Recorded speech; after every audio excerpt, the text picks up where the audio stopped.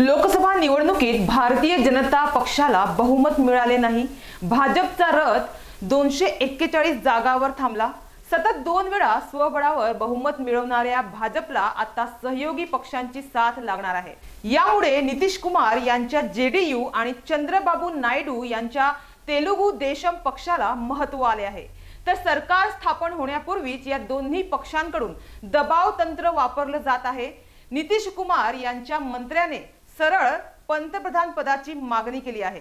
नितीश कुमार यांना पंतप्रधान करण्याची मागणी मंत्री जमा खान यांनी केली आहे।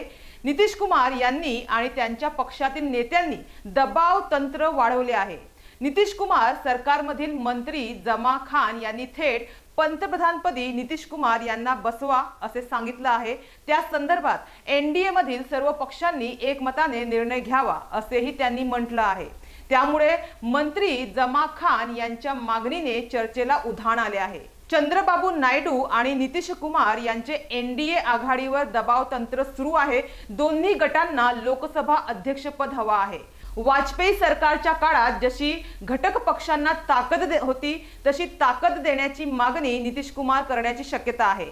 आता पंतप्रधान नरेंद्र मोदी आणि भाजप ही मागणी मान्य करणार का याकडे राजकीय वर्तुळाचं लक्ष लागलं आहे।